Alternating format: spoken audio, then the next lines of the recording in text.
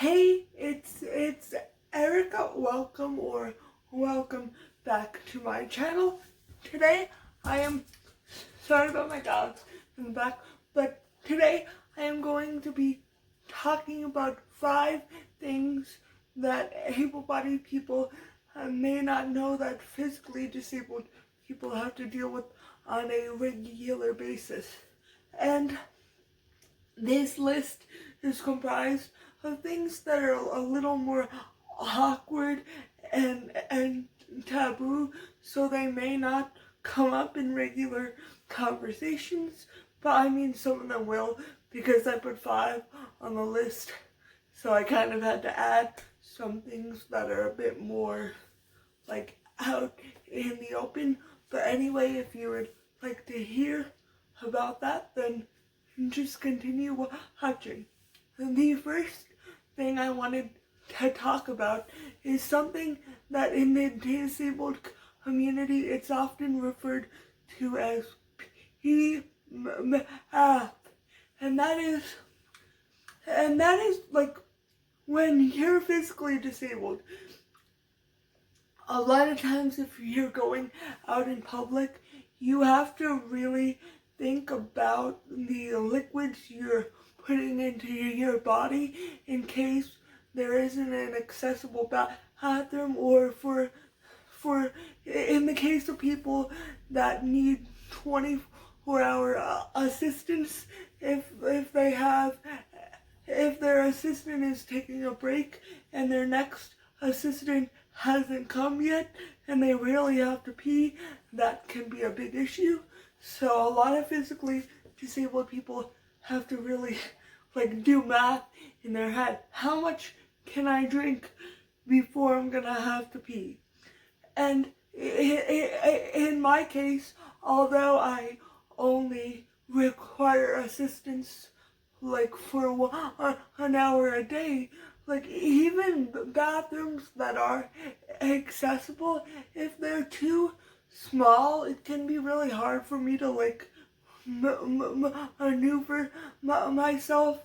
So it can just be a big issue if I am out in public and I need to pee. So a lot of times, especially in college, I just wouldn't drink all day, or I would walk back and forth from my apartment to main campus, which was pretty far, so that was rough.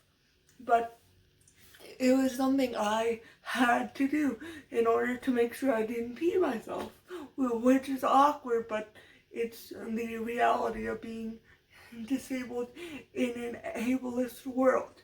And the second thing I wanted to talk about is online dating. And honestly, this can even just go for dating in general, whether it's online or just in-person dating.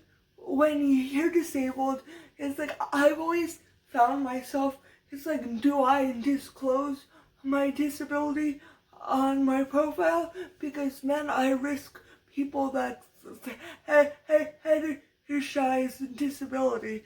I'm ugh, I don't really want that.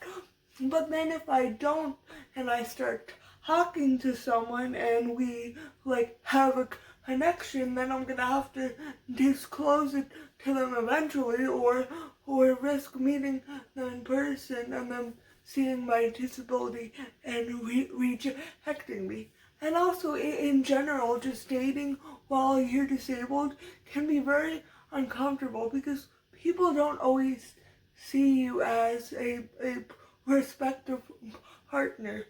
They see you as just a disabled person, and they don't see you as a viable option for them. And that can kind of suck, and it can really hurt your self-esteem. So that's a big issue. And also people that fetishize disability, when I put that I'm disabled on my Tinder profile, I'll get these really disgusting messages about people wanting to be with a disabled person or checking that off their bucket list. And it's ugh, no thank you.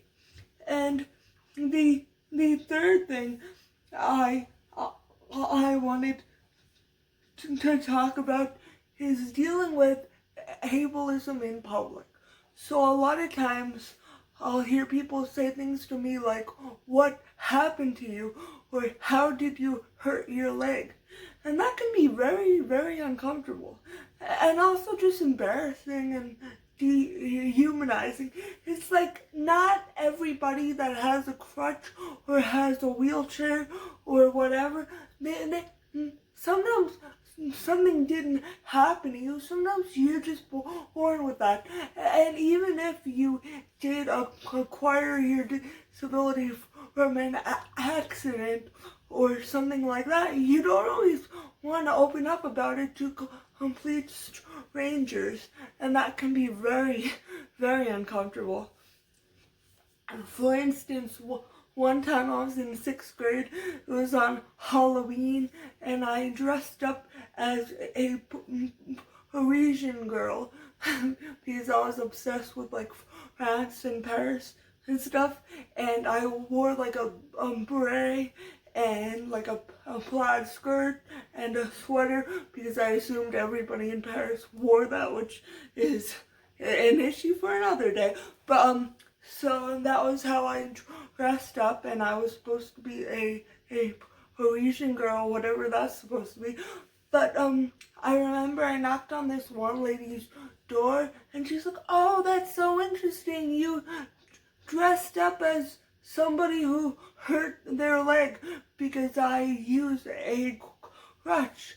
And I was so, like, that made me feel terrible about myself. And from then on, I always, when I went out for Halloween, I would do something where I would have to paint my face. Like, for instance, once I was a Smurf, so I painted my face blue, and I wore like a little white hat and stuff. And then another time, I was an alien, so I had antennas on my head, and I painted my face green because then I didn't want people to think my disability was part of my costume. And this leads me to something important.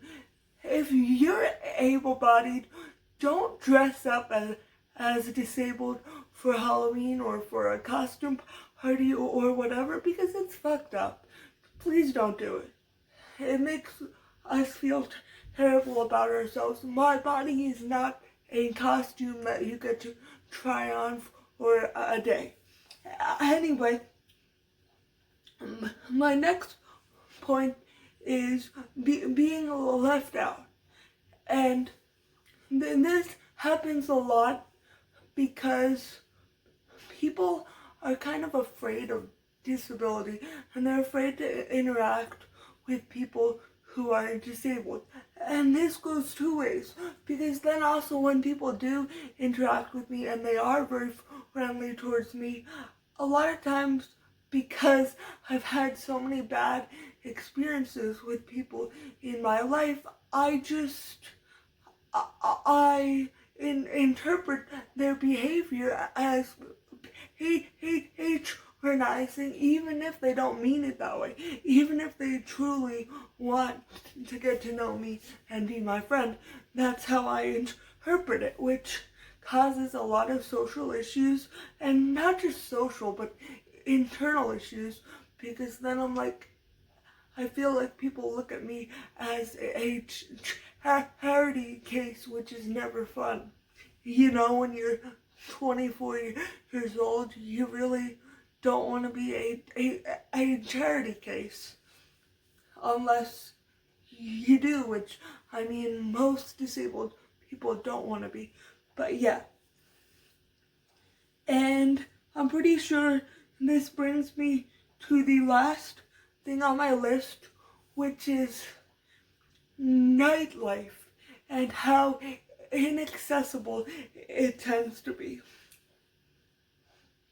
For one thing, a lot of clubs can have strobe lights, and I'm going to be honest here, I've never been to a club, and I'm 24, so I don't know this from experience, but at least from what I understand of it. A lot of clubs have like flashing lights which can trigger seizures in people, so anybody that might be susceptible to seizures would not be able to go there safely.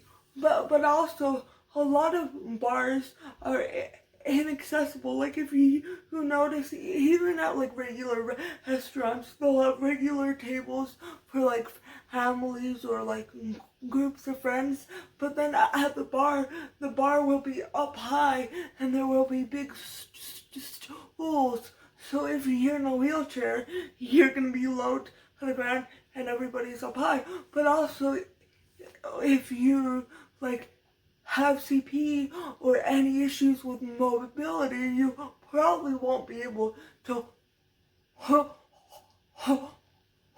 hoist yourself up onto the bar stool unless you have someone to help you, which you don't always have. And even if you do, it might not be safe and it might not be something you want to do. So I feel like society looks at disability as something only children and old people experience. But then when you're like in your 20s, you're left out of everything, because when your friends are going out to the bar, you're like, oh, well, I can't sit there. We're gonna have to get a table, which sometimes can change the experience. And one time last year, after an event at school, all of the seniors went to Green Turtle, and I went with some of my friends, and Green Turtle has two stories. The first, which is the one we just walk into, and the second, which has stairs, but it also had an elevator. But when we went that night, the elevator was broken, so we had to stay on the first floor, but like everybody else from my school was on the second floor, because I guess there's some more exciting things up there. I don't know, because I was only on the first floor, so I can't tell you what was so exciting about the second floor. But anyway, it kind of sucked that we had to stay down there, and also it made me feel like I was dragging my friends down and taking away their fun, which I acknowledge is internalized ableism, because it's not my fault that society is built to leave people like me out. So I should not feel guilty about that, but I did. At the time, I was like, wow, they would have probably had a way better time if I didn't go, but that's not true. And even if it was, then they're not the kind of people that I want to be spending my time with. And that is it for this video. I know it kind of ended on a bit of a depressing note, but I really hope you enjoyed it, and if you did, please give it a big thumbs up. And if you have not already and you would like to see more disability content, social commentary, I do disability friendly workouts. If you would like to see any of that, please consider hitting that subscribe button. I am trying to get to 300 subscribers by the 4th of July, and so far, I think last time I checked, I am at 214 subscribers. So I mean, it's not out of reach, but it's going to be a bit of a crunch to get there. But thank you so much for watching, and I hope to see you again next time. Bye.